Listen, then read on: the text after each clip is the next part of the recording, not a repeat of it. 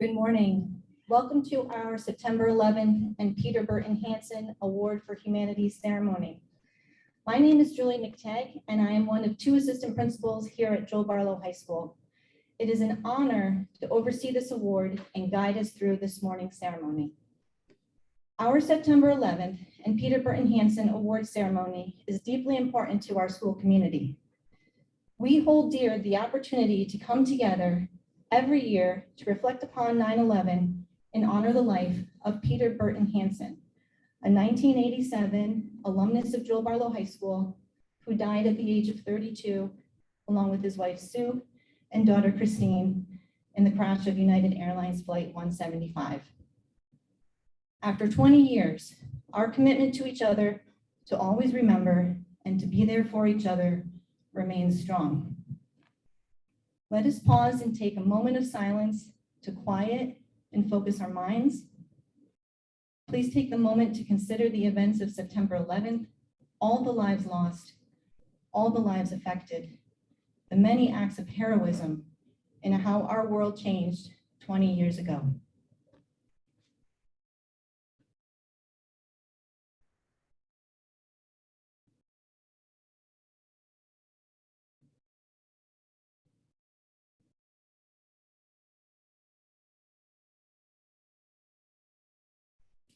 I invite you now to stand as our Student Council President, Ben Servin, leads us in the Pledge of Allegiance.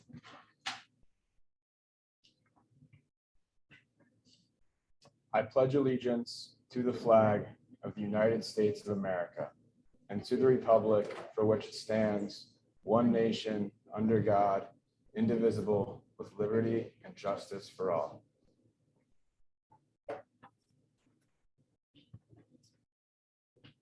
Ms. Jennifer Damaris, Assistant Principal, will now lead us in a 9/11 reflection.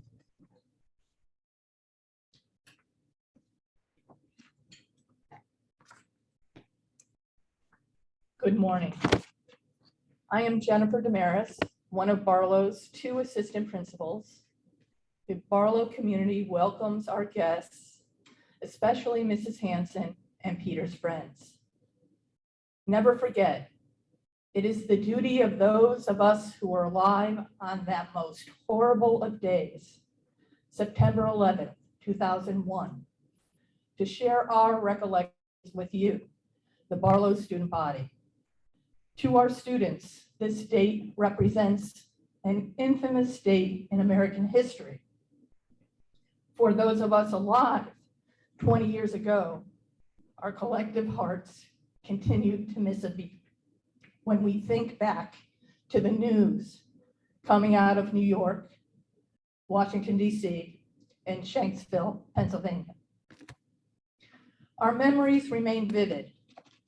A clear blue sky, a perfect September day, until it wasn't. Just after 8:46 a.m.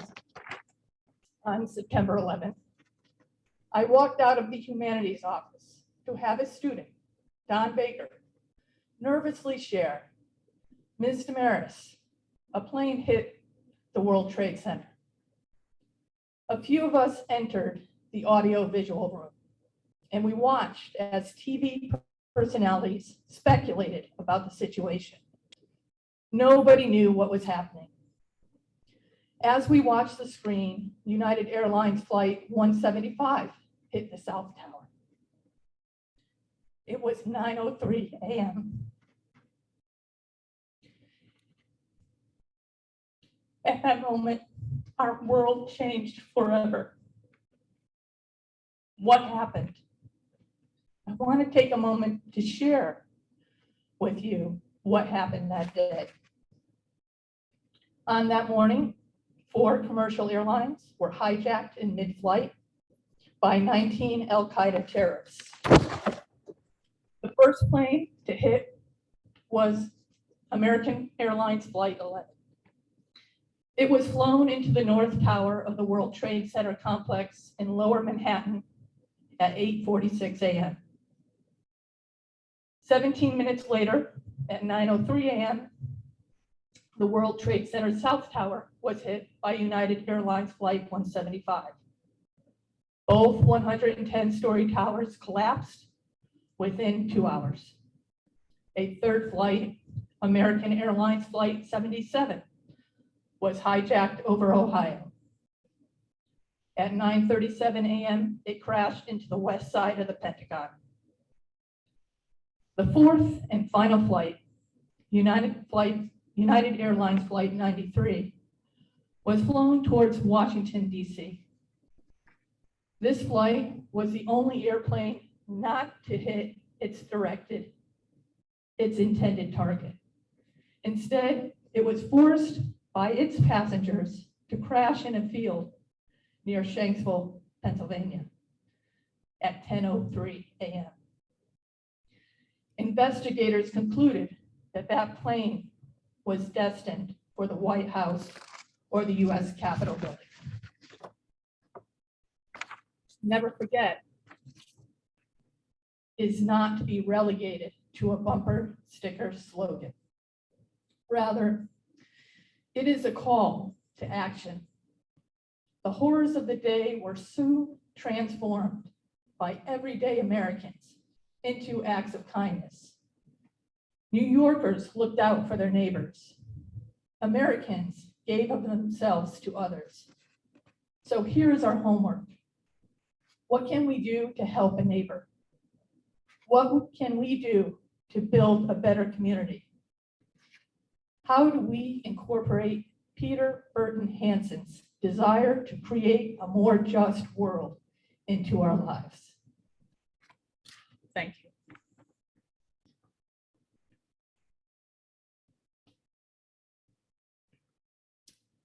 Next, Vanessa Elias and her husband, Eugene Elias, two very close friends of Peter's, are here with us today to share their living history of September 11th, to help us to feel some of the intimate and personal details of that day for them and so many others, as well as to remember Peter and to inspire us to be like Peter.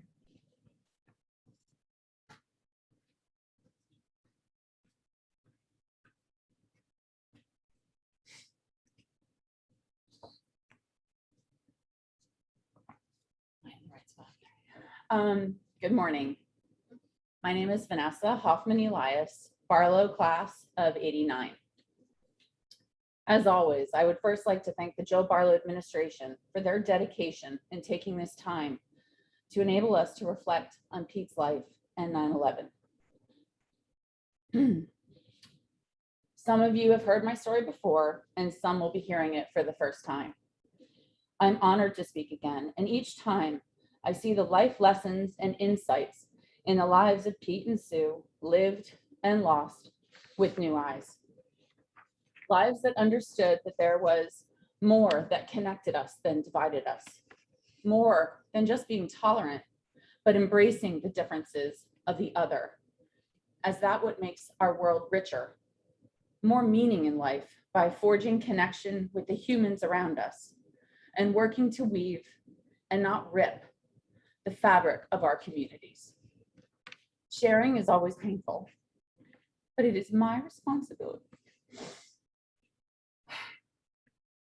And it gives us the chance to reflect on our history, our humanity, and ask ourselves whether we are conducting our lives in a way that honors all who we lost.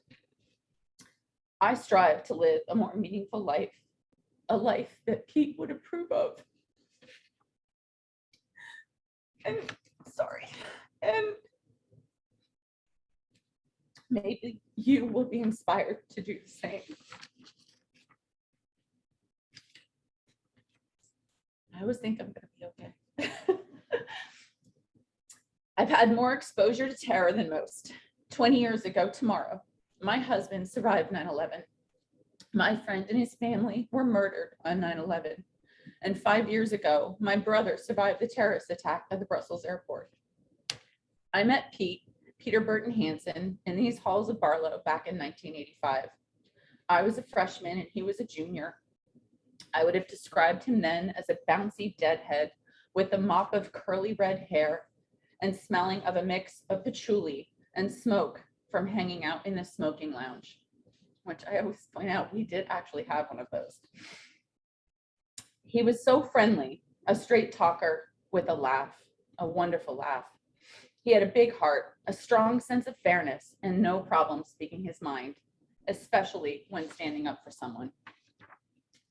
He was like a big brother to me, and he hated my music. Pete grew up outside the US. His life experience gave him a unique understanding and appreciation for the different ways of being and living in the world, and helped make him the special person that he was. He questioned everything, stuck by his convictions, was true to himself, and went after his passions, and always tried to lift people up. You could always count on him. He was not only open to different ideas and perspectives, but he embraced them as he understood the richness that it added to life. He would love a debate and understood that underneath it all, we were all humans doing the best that we could. Pete and I kept in touch after graduation. He was at Northeastern and I was at BU. He took me to cool music shows, sketchy and amazing jazz bars, and gave me cassette tapes of happy music. Mine were alternative and depressing in his eyes. My now husband, Eugene, and I continued to hang out with Pete and Sue at their place in Jamaica Plain. And we last saw Pete in San Francisco just 5 months before that September. For me, 9/11 has very conflicting emotions, both heartbreak and gratitude. My husband worked on the 64th floor of Tower 2. After a number of frantic, unsuccessful phone calls, I finally got a hold of him, and he explained it was the other building that had been hit. He could see papers flying and debris burning, and they had been told to stay in the building. This was before the time of texting, so I had to hang up with him to call my father-in-law back and let him know that his son was okay. While I was talking to his dad, I had the TV on and I watched another plane hit the other tower just about halfway up, which looked to be around the 64th floor. And my terror started again. I had no idea who was on that plane. I waited and waited to hear from my husband, and after the longest hour of my life, I finally got his call that he had gotten out and was safe. He was standing at the base of the building, and he gave me a quick description of the horror, chaos, blood, and the people twirling to their death from the burning buildings as he looked on from where he stood. By then, I had a long list of friends and family to call back, so we hung up again. A few seconds or maybe minutes later, I watched as his ginormous, indestructible building collapsed. I was again completely tortured, thinking he was at the bottom of that pile of rubble and smoke. But finally, after another hour or so, I was lucky enough to get the call from him that he was okay. He was stuck in the city for the night, and all ways in and out were closed, but he was alive.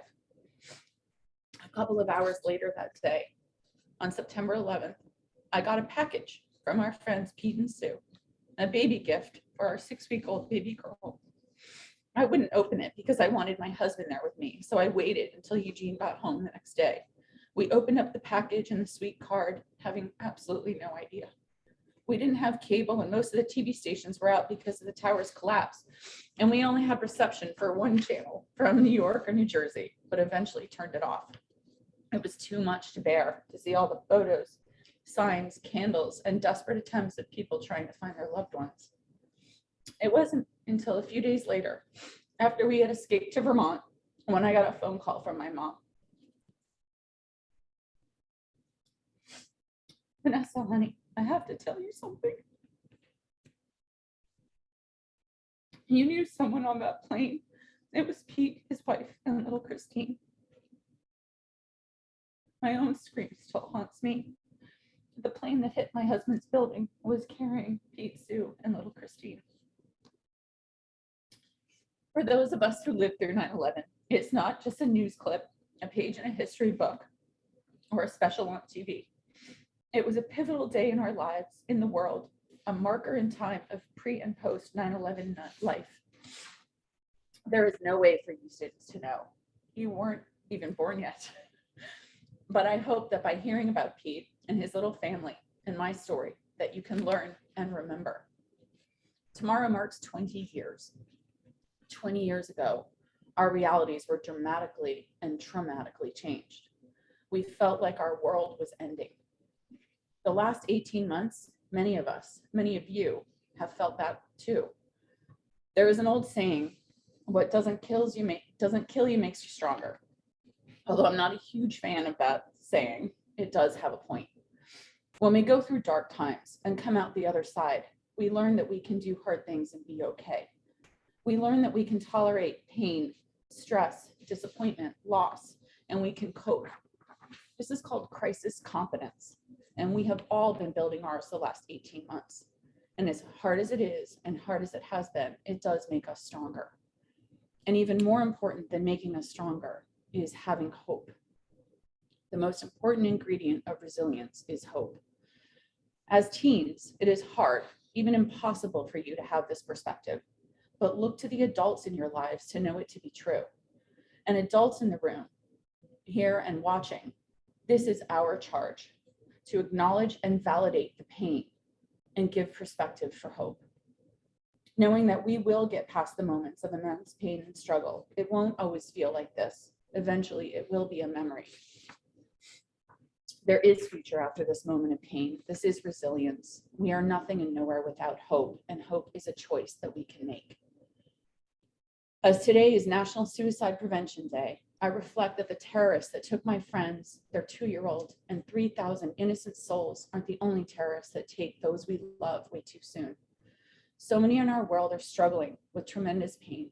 Our mental health is suffering. Eating disorders, addiction, overdose deaths, and suicide are all on the rise. These are internal terrorists that we must help our loved ones and our community fight daily. Never give up on the people suffering. They need you, and they need your hope. Pete's mom, Mrs. Hanson, always says that after the attack, she found strength and hope in our nation's unity, solidarity, and togetherness. People and communities came together, volunteered, and many paid the ultimate sacrifice as they combed through the rubble for days and weeks on end. The days, weeks, and months just after 9/11 sometimes feel like they are almost being romanticized, but it was real. My lesson from 20 years ago, the only way through it is together. Pete was only wrong about one thing. In his emails to me the weeks prior to 9/11, we were trying to set up a time where we could get together. I could meet little Christine and he could meet my Chloe. And he said, settle in. You're a new mom. Don't worry, we'll have time. We never got the time. My story of Pete will never change. We will never have a chance to have more stories or make more memories. Age is a privilege not all of us get. Don't take your time for granted. Don't wait to live. Know that you can do hard things, find connection, and know that there is always hope. Thank you.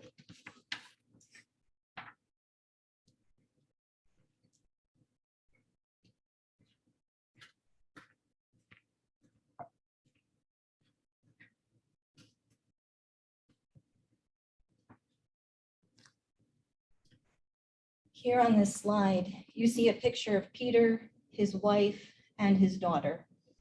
As the note reads, Peter's family has created the Peter Burton Hanson Award for Humanity to be presented to a Joel Barlow student who embodies Peter's characteristics of dedication to social justice, appreciation of cultural differences, love of the arts, concern for the environment, volunteerism, and sensitivity to issues of peace.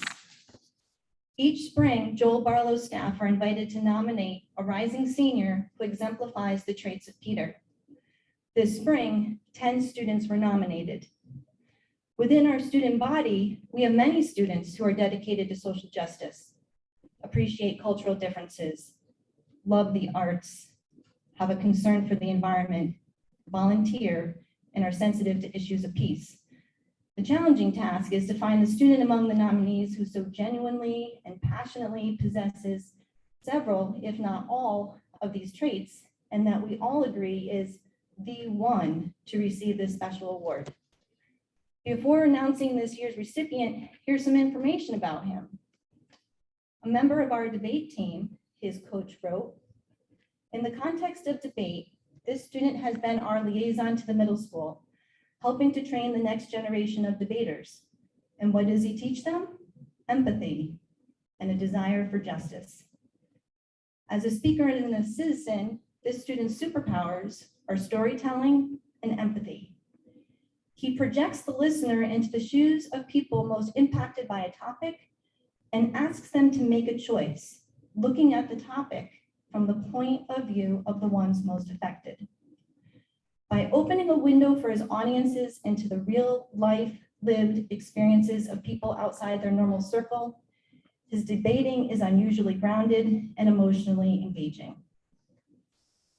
This coach goes on to say, this student brought the same level of energy to class that he did to competitions, being a class leader in the debate elective in his sophomore year, and again as a junior in our seminar course on Nazi Germany.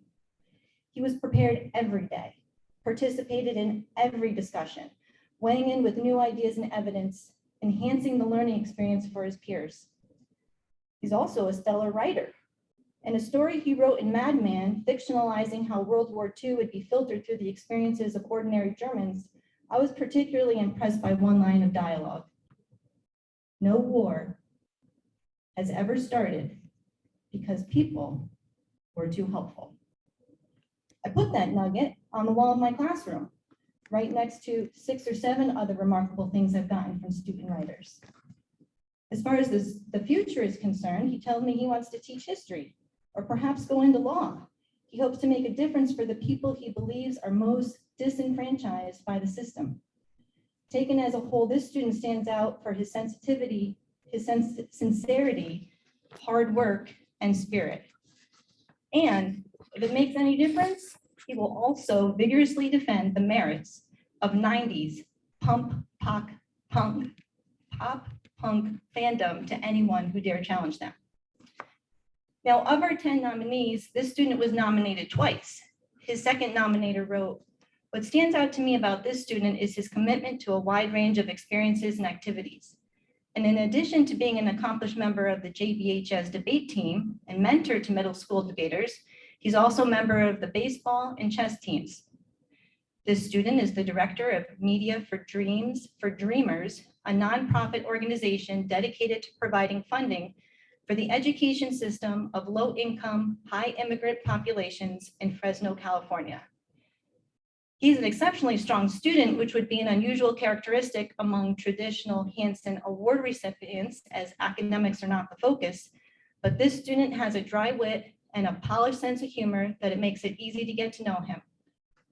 And his friendly and personal demeanor is what one remembers about him. Now, these nominations made more than one selection committee member well up, and all enthusiastically agreed that this student was our recipient for this special award this year. So I'm so pleased to announce that our 2021 award recipient of the Peter Burton Hanson Award for Humanities this year is Ann O'Reilly.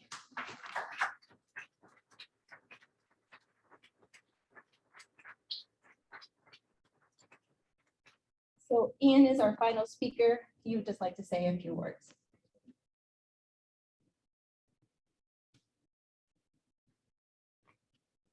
I'd like to begin by thanking Mrs. McTagg and Mrs. Damaris, as well as Mrs. Bender for putting up with my many questions over the last few days, as well as the members of the scholarship committee for selecting me here, and all of you in attendance, both physically and online, as well as all of those who've been involved in celebrating Peter Hanson's legacy of compassion here at Barlow for the last 2 decades, his friends and family.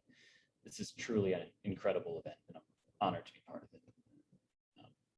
Like many of my peers, I can't offer any personal experiences or insight about the tragedy that occurred on September 11th, 2001. I wasn't born until 2 years later, so all I've really known of this day are the recollections of the people who lived through it, the stories of loss, fear, and anguish, the way in which everyone can tell you where they were, what they were doing the day the world fell silent. I know that nothing can replicate or make someone understand the true emotions of that day, the sense and knowledge that the world is changing forever right before your eyes. Things will never be the same afterwards. It's something that can only be understood through experience. However, there are certain things that transcend time and experience that can be understood even without bearing witness to this world-shaking change, felt years after the fact. Things like kindness, integrity, and compassion, all the values that Peter embodied, the values we must remind ourselves today to carry forward. Here on the 20th anniversary of this tragic event facing what can only be described as extreme circumstances these last 2 years, it's now more important than ever to remember the power of lifting up those around us, the impact that can have on our world. While Peter may never have had the chance to spread his kindness as far as he would have liked, his impact on our community is still clear, resonating even years later, evident by us, by our community gathering together in his memory.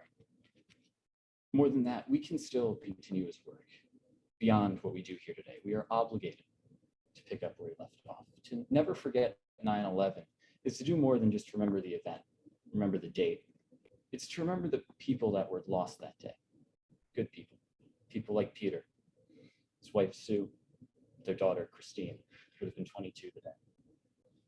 To remember all the good they did for this world and all the good they never got a chance to do. So today and going forward, let's remember Peter and his family by practicing kindness, by seeking out the truth, loving those around us every day as though it's our last chance to do so, and never forgetting those we have lost, so in that way, their legacy may live on. Thank you. This is truly an incredible honor.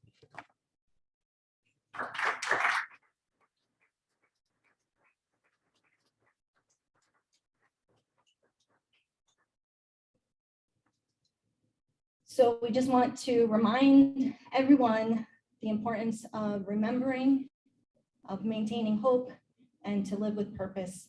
So we wish you all a wonderful rest of your day, and thank you all very much. Thank you.